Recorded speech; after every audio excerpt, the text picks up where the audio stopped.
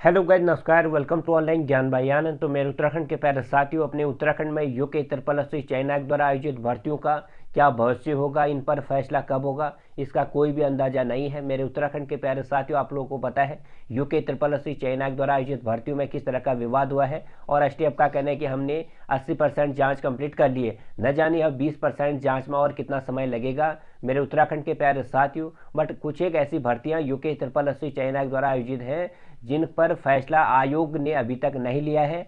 जब काफ़ी इंतजार के बाद आयोग को इस पर रिजल्ट और अंतिम जो संस्तुति भेजनी होती है उस पर लेना था, तो आयोग ने इस पर क्या कर दिया, यहाँ पे उसको भेज दिया कार्मिक विभाग को पत्र कि इन भर्तियों को भी रद्द करिएगा, क्योंकि इन भर्तियों को भी आरएमएस टेक्नो सॉल्यूशन विवादित प्रिंटिंग प्रेस कंपनी के द्वारा करवाया गया था। ये भर्तियां कौन सी थी आप लोग को पता है। सहायक अध्यापक अल्टी, स्टेनोग्राफर, कनिष्ठ सहायक 746 वाली, रैंकर्स भर्ती, वाहन चालक, कर्मशाला अनुदेशक, मत्स्य निरीक्षक और पुलिस दूरसंचार में हेड कांस्टेबल की भर्ती। इसमें आपको पता है साथियों, वाहन चालक, कर्मशाला अनुदेशक, मत्स्य निरीक्षक, हेड कांस्टेबल एंड रैंकर्स को कैबिनेट की ओर से यहाँ पे कैंसिल कर दिया था। इस पर टेस्ट हो चुका था, अभी रिजल्ट जारी नहीं हुआ था। मेरे प्यारे साथियों, एलटी उत्तराखंड व्यक्ति सहायक और कनिष्ठ सहायक पर आपको पता है डॉक्यूमेंट वेरिफिकेशन एंड चयन संस्तुति भेजनी थी, पर आयोग के सचिव जी ने कहा कि इन पर विवाद हो सकता है, तो इसलिए इनको भी रद्द कर देना चाहिए। तो हमारे अभ्यर्थियों ने लगातार धरना प्रदर्शन किए।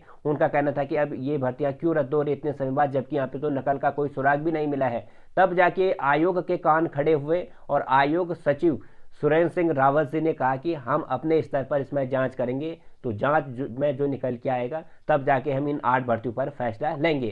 साथियों, हमने कुछ दिन पहले आपको जानकारी दी थी कि आयोग के भीतर एक उच्च स्तरीय बैठक हुई जिसकी अध्यक्षता हमारे आयोग के वर्तमान अध्यक्ष जीएस मर्तोलिया जी ने की। इस पर फैसला हुआ कि इसके लिए, इन भर्तियों की जांच के लिए हम 3 सदस्यीय उच्च स्तरीय समिति का गठन करेंगे। मेरे उत्तराखंड के प्यारे साथियों, आपको बता दूं, इन 3 उच्च स्तरीय सदस्य का गठन हो चुका है। आयोग अध्यक्ष जीएस मर्तोलिया ने बताया कि पूर्व आईएएस एसएस रावत को इस अध्यक्ष समिति का अध्यक्ष बनाया गया है, यानी समिति का अध्यक्ष बनाया गया है। इसमें 2 सदस्य जो हैं, बीके माहेश्वरी जो पूर्व रजिस्ट्रार जनरल है हाईकोर्ट के, और आईटीडीए के टास्क फोर्स के मैनेजर संजय माथुर को शामिल किया गया। तो 3 सदस्यीय उच्च स्तरीय समिति का गठन आयोग ने इन 8 भर्तियों की जांच के लिए कर दिया है। इन 8 भर्तियों का भविष्य क्या होगा, अब यह जांच समिति ही तय करेगी, इसकी रिपोर्ट तय करेगी कि इन पर फैसला क्या होगा। 15 दिन का टाइम इस जांच समिति को दिया हुआ है, यानी नवंबर में आपको पता चल जाएगा कि इन 8 भर्ती का भविष्य क्या होगा।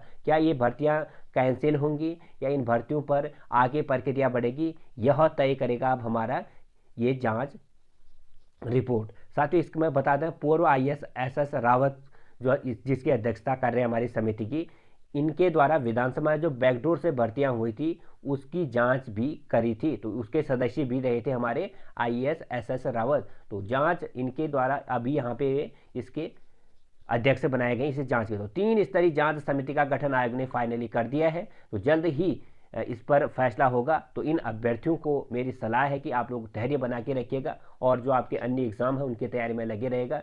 14 से 15 दिन में आपको इन भर्तियों पर फैसला मिल जाएगा कि आगे क्या होना है और इस पर प्रक्रिया आगे क्या बढ़ेगी। साथियों, ये रही आज की जानकारी और आपको बता दो, जल्द ही हमारे उत्तराखंड में एएनएम और स्टाफ नर्स के लिए भर्ती के द्वार खुलने वाले हैं। बीते दिन हमारे स्वास्थ्य मंत्री धन सिंह रावत जी की अध्यक्षता में बैठक हुई और भर्ती प्रक्रिया में तेजी लाने के उनके द्वारा निर्देश दिए गए। आपको पता है काफ़ी समय से अपने उत्तराखंड में एएनएम और स्टाफ नर्सों की रिक्तियां हमारे उत्तराखंड में चल रही है, पर ये भर्तियां कंप्लीट नहीं हो पा रही है और उम्मीद है कि हमारे एएनएम और स्टाफ नर्सों की भर्ती प्रक्रिया जल्द आगे बढ़ेगी।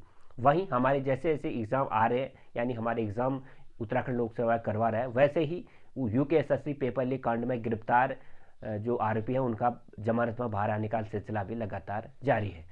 साथियों, इससे हमारे अभ्यर्थियों की चिंता और बढ़ गई कि कहीं ये लोग और भी यहाँ पे इस तरह का जाल न बिछा दें।